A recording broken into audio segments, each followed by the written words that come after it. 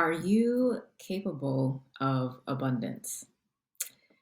I asked this question because when I was in meditation this morning, I had this really interesting insight come through about um, the difference between capacity for abundance and capability for abundance. And I didn't realize that there was a difference. So often when I am talking with clients or working with clients in my small group coaching program, sometimes the fear can come up around fear, but it's well-meaning and it's necessary.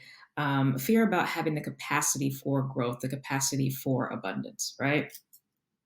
And that's natural because, as you know, the saying goes, you can't pour new wine into old wineskins, meaning you need to have a new container for the new things that you are building or trying to receive, rather, because, capacity is talking about your ability to receive, right? So, with that, capacity is very much focused on a lot of the more external or quote unquote practical matters of life. So, when you are trying to increase your capacity for abundance, and I'm going to speak about specifically more so financial for the entrepreneurs, you want to be mindful of whatever laws or rules or policies are in place for your city, your state, the government, as you shift different. Um, Economic realities for your business, if you will, right? And those things need to be bound by their rules and policies and things that you need to know, or hire somebody who knows those things so that you can implement them. You need to have more systems or different systems to handle the more that's coming, right? You might have to change, your operations, your work schedule, things like that. That is increasing the capacity for abundance. And capacity is, by definition, about how you're able to hold what you receive. And that really does speak to good stewardship, right? You need to have that. But what was Spirit was bringing to my attention while I was thinking about this, and as I was looking at the definition, because I was like, what is going on around this phrase, capacity for abundance? And inherent in having a container that can handle the new is limitation because it's still a container, right? So, say you have a cup that is capable of holding 8 ounces of water or has a capacity of 8 ounces. And so that's what you are able to do. So you can fill and fill and fill. But once you fill it to a certain point, there's going to be an overflow that you are not able to capture. So you might decide, okay, I want to upgrade my cup and get a 16-ounce cup. Now you have capacity for so much more, right? It also takes longer to fill. that's that's already a whole other lesson and message and sermon. Takes longer to fill when you have a bigger capacity, but you can handle more. However, there is still going to be a point in time when you're going to reach that max of 16 ounces, and then anything else you won't actually be able to hold on and receive. Cool. So we understand that, I think. But capability is something different. So this is like more of the more non-physical, non-quote unquote practical things. And this is your spiritual power, your skills, and how those enable you to do a certain thing. That's what capability means. Capability is the power and the skill you have to do something. So if you are not allowing yourself spiritually, mentally, emotionally, and physically to increase power and increase skill, then you're going to limit your ability to receive abundance and live from a place of abundance. Okay, so when you, for example, are pushing for a goal that you have in your business and you want to expand, you want to grow, I ask you this: are you also putting that same energy, passion, and ambition to your spiritual growth, to your mental growth, to your emotional wellness, to your physical upgrades?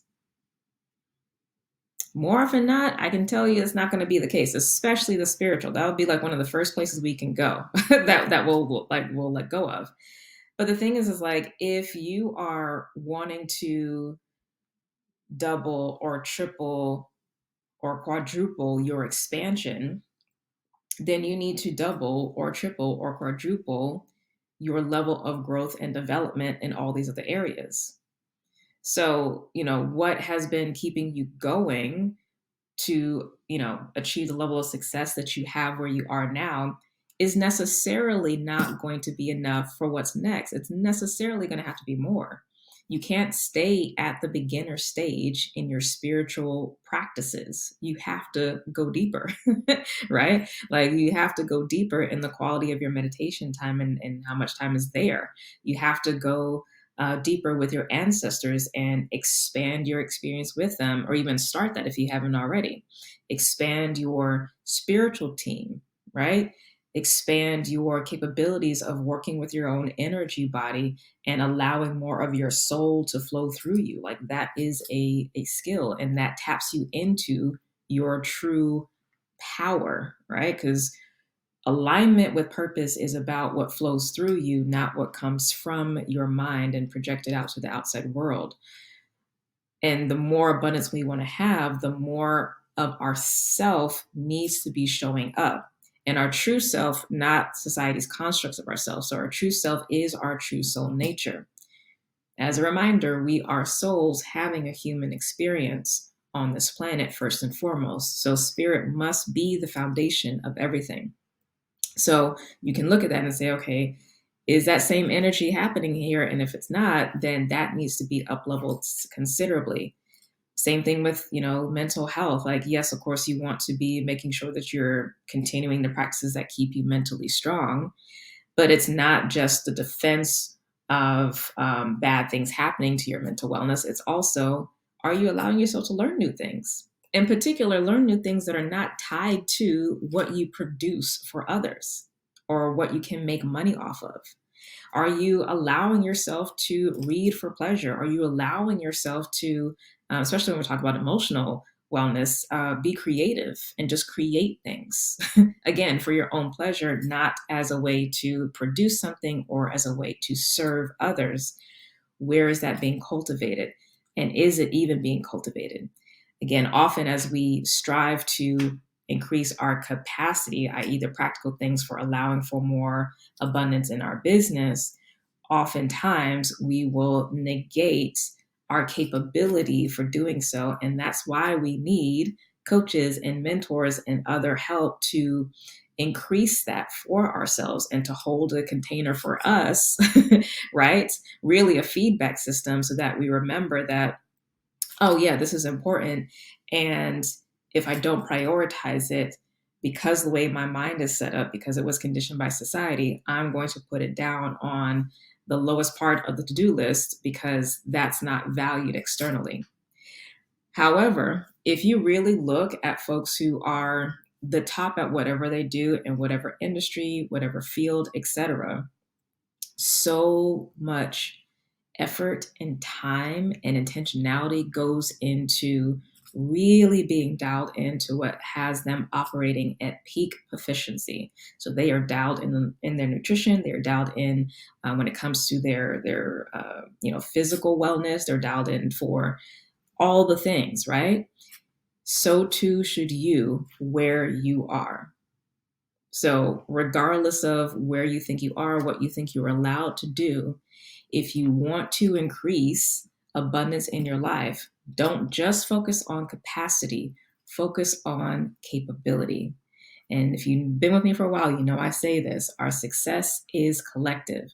So, you increasing in that way is not to be done in isolation. It is to be done in relationship with others who have done it already and who can share that experience with you. So, my challenge for you is look at all the ways where you can increase your capability for abundance so that it, at the very least, matches the capacity for abundance that you have.